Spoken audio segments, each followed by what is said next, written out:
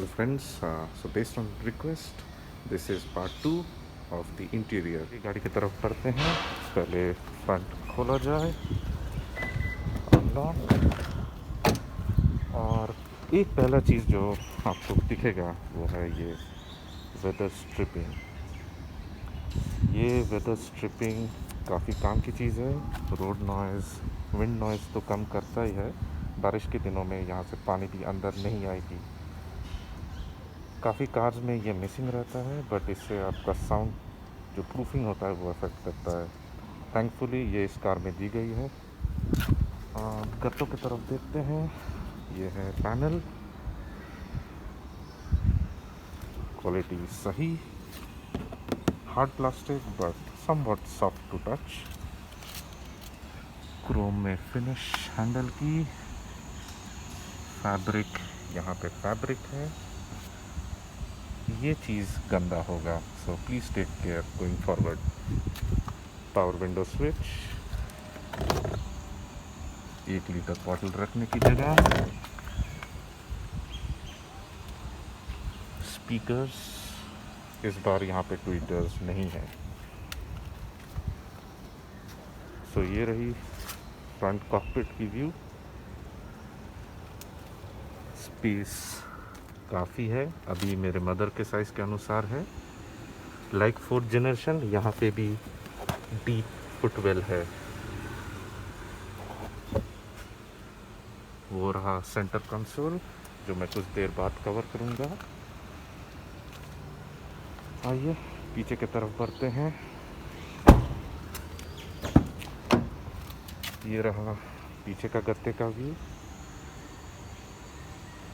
Same thing, fabric, plastic, speakers और 1 litre bottle रखने की जगह।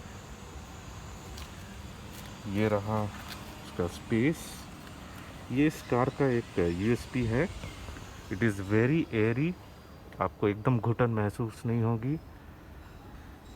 और सही जगह पे ब्लैक यूज़ किया गया है, तो गंदा हो तो कभी मुश्किल ना हो। आइए आपको एक बार अंदर बिठा के दिखाते हैं जगह कितनी है। मैं सिर्फ पिलोस को साइड कर लेता हूँ।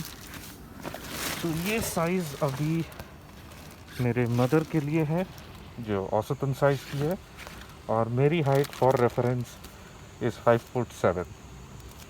फिर भी देखिए कितना गैप है, बहुत ज़्यादा ही गैप है यहाँ। As a matter of fact, मैं अगर चाहूँ तो पैर ऐसे फोल्ड करके भी आराम से बैठ सकता हूँ, और फिर भी ये टच नहीं करेगी। So the claim that this is now the longest and widest car in its category is true, और ये आपको पीछे ज़रूर महसूस होगी। आप देख सकते हैं काफ़ी गैप यहाँ पे। ये पीछे का कंसोल, जहाँ पे आपको एसी ब्लोअर्स मिलेंगे। इस स्विच से आप कंट्रोल कर सकते हैं, खोलना या बंद करना है। उसके नीचे अगर आप देखें तो यहाँ पे 2 पावर आउटलेट्स हैं, तो आप 2 12 वोल्ट चार्जर्स यहाँ पे लगा सकते हैं, विच इज़ गुड। आपको फिर शेयर करने की कोई ज़रूरत नहीं होती को पैसेंजर। ये दूसरा फुटवेल, सिमिलर एरिया।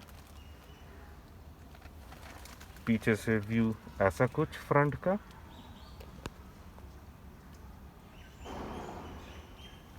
एक बार आर्मरेस्ट खोल लेते हैं। ये रही आर्मरेस्ट।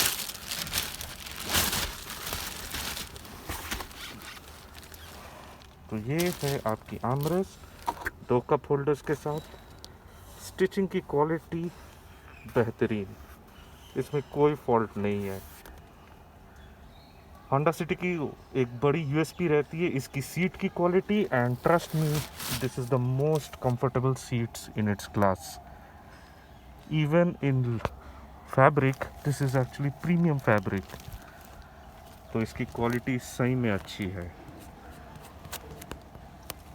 दिस इज़ आगे और पीछे दोनों सबसे कंफर्टेबल है, और यहाँ पे स्कूप भी किया गया है। बाई चांस अगर कोई लंबा आदमी पीछे बैठे तो आपकी नी के लिए काफ़ी जगह रहेगी। ये आप पीछे का व्यू देख लेते हैं। तो ये रहा आपका पीछे का व्यू। आपको डिफॉगर लाइंस दिख रहे होंगे। वो रहा हाई माउंटेड स्टॉप लैम्प। यहाँ पे आइसोफिक्स चाइल्ड माउंट्स भी हैं। मैं कोशिश करूँगा दिखाने की। आई होप यहाँ से आपको दिख गई होगी। दोनों साइड पे दी गई है। तो फिर से एक पैन करते हैं इंटीरियर की। जैसे मैंने कहा, आपको बैठ के यहाँ काफ़ी एयरी फील होगी। विंडो साइज भी काफ़ी बड़ी दी गई है। तो हाँ, प्रीमियमनेस आपको आएगी। एक चीज़ मैं यहाँ पॉइंट आउट करना चाहता हूँ, ये प्लास्टिक्स की क्वालिटी सही में अच्छी है। मैंने इसी का एक कॉम्पिटिटर में बैठा था, I think it was the Ciaz. वहाँ पे मुझे ये चीज़ काफ़ी चीप लगी थी और मालूम चल रही थी कि कहीं पे कॉस्ट कटिंग हुई है। बट इस केस में ट्रस्ट मी ऐसा कुछ नहीं है। सिमिलरली वेदर स्ट्रिपिंग और साउंड प्रूफिंग के लिए आप यहाँ देखेंगे फिर से यहाँ पे रिब आइटम्स दिया गया है, so you don't feel anything. Let me shut the door one. एक अच्छा थर्ड आता है। अब फ्रंट की तरफ चलते हैं। अच्छी बात यह है कि इसमें आपको एडजस्टेबल के फैक्टर पे आपको टिल्ट एंड टेलीस्कोपिक दोनों मिलता है। उसके लिए ये स्विच आप इसको नीचे कीजिए, और अगर मैं जस्टिस कर पाऊँ दिखाने की, तो आप स्टीयरिंग को ऊपर, आगे, पीछे, नीचे और ऊपर दोनों कर सकते हैं। ये रही the usual sticks to control the lights and the wiper. मैं इस पर ज़्यादा टाइम नहीं स्पेंड करूँगा बिकॉज ये स्टैंडर्ड होती है। अगेन क्वालिटी इज़ डिसेंट, कुछ कंप्लेन करने की नहीं है। इससे आप अपने फॉग लैम्प्स भी चेक कर सकते हैं। मैं पार्किंग के अंदर जाके आपको लाइट्स और फॉग लैम्प्स ज़रूर दिखाऊंगा। सेम थिंग ये वाइपर्स की, ये बहुत ही स्टैंडर्ड है, मुझे एक्सप्लेन करने की कोई ज़रूरत नहीं यहाँ। अभी चलते हैं थोड़ा बीच के तरफ। तो पहले ही आपका अटेंशन जाएगा इस पे। ये हेड यूनिट है जो 8 इंचेस मेजर करता है डायगनली, और it can connect to any type of smartphone that is there in the market। ये स्मार्टफोन के ऊपर ही रिलाई करता है फॉर इट्स नेविगेशन। ये मैं पार्ट 3 में काफ़ी डिटेल में आपको कवर करूँगा। ये रहा आपका ऑटोमेटिक एसी कंट्रोल यूनिट। तो ये रही आपकी ब्लोअर्स, एसी, इंटरनल रिसर्कुलेशन। ये आप किस पोजीशन में ब्लो करना चाहते हैं वो बोलेगी। और ये आपके front defogger, rear defogger, automatic switch and explain कर रहा था, ये थर्मोस्टेट कंट्रोल, ये मैक्स कूल, ये auto climate sensors. Please ensure कि ये कभी बंद ना हो।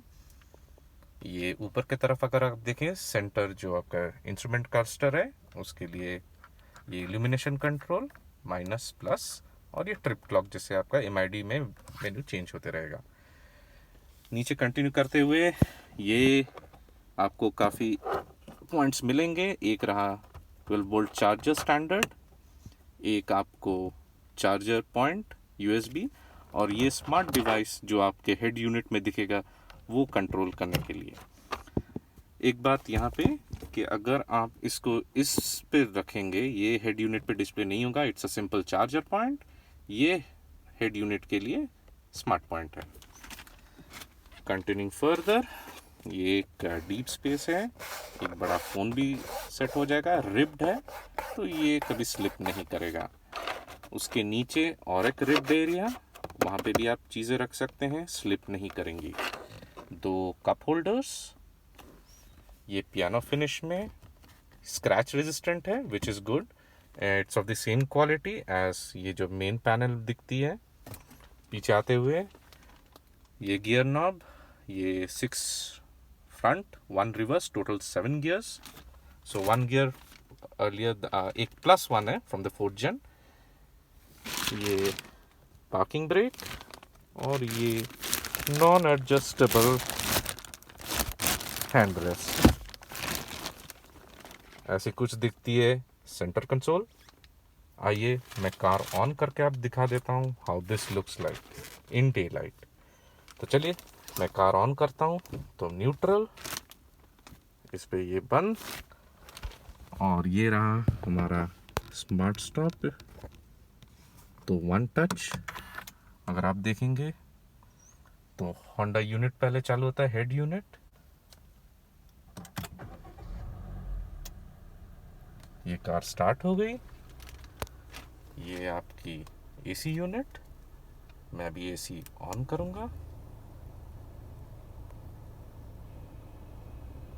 ये जो मैं कह रहा था आप किस पोजीशन में ब्लो करवाना चाहते हैं वो कंट्रोल करने के लिए मैं रीसर्कुलेशन बटन ऑन कर देता हूँ। पुराना नहीं चाहिए भाई। एंड दिस इज़, अगर ये जस्टिस कर पाए, ये एक्चुअली कलर चेंज होती है। तो आप जैसे टेम्परेचर बढ़ाओगे ये रेड हो जाएगी, आप जैसे गिराओगे ये टेम्परेचर, तो ये ब्लू होती रहेगी। So this is dynamic. मैं एक कंफर्टेबल प्लेस पर रख देता हूँ।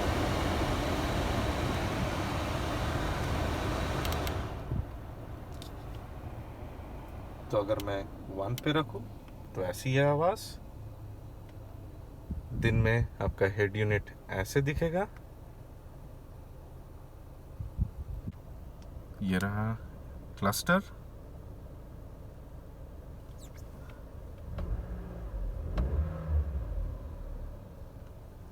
आगे बढ़ते हुए ये रियर व्यू मिरर मैनुअल, इसमें ऑटोमेटिक डिमिंग नहीं है। उसके ऊपर cabin lights with microphone sensor, बीच में और एक कैबिन लाइट पीछे के लिए। अब मैं आपको एक एक्सटर्नल वॉक थ्रू देता हूँ विद दी लाइट्स ऑन, तो आपको अंदाज़ा मिल जाएगा दिन में आपको कैसे दिखेगा। तो मैं यहाँ पे इमरजेंसी पार्किंग देता हूँ लाइट्स, और मैं यहाँ पे पार्किंग लाइट्स भी ऑन कर लेता हूँ, तो आपको दिख जाएगा। ये रहा कंसोल, वेरी मच रीडेबल, दिन में कोई प्रॉब्लम नहीं। चलिए एक बार बाहर की तरफ चलते हैं और देखते हैं कैसी दिखती है। तो ये रही बाहर की व्यू। आपको यहाँ DRL फ्लिकर होते हुए दिखेगी वो कैमरा पे, और ये रही इंडिकेटर लैंप्स। जब हेडलाइट्स ऑन होते हैं तो DRLs थोड़े डिम होते हैं एज पर डिज़ाइन। पीछे की तरफ चलते हैं, ये रही उसकी LED लाइट्स।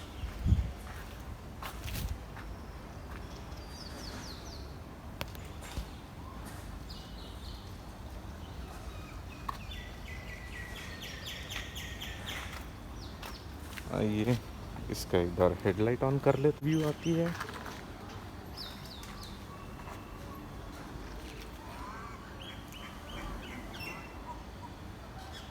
जो लोग पूछ रहे थे दिन में कलर कैसा दिखता है, ये उसका वॉक अराउंड।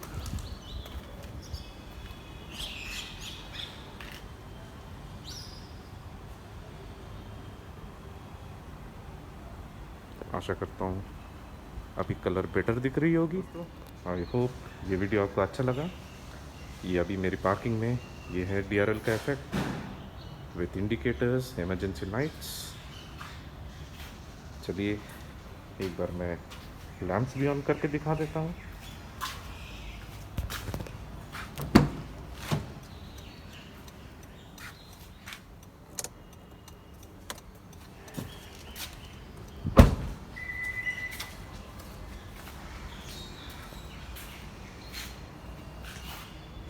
ऐसी कुछ दिखेगी आपकी लाइट, ऐसी थ्रू रहेगी। ये मैं नाइट में एक प्रॉपर वीडियो डालूंगा तो आपको समझ में आएगा बेटर। बट फिलहाल आई होप इससे आप अंदाज़ा लगा सकेंगे कैसी दिखती है कार।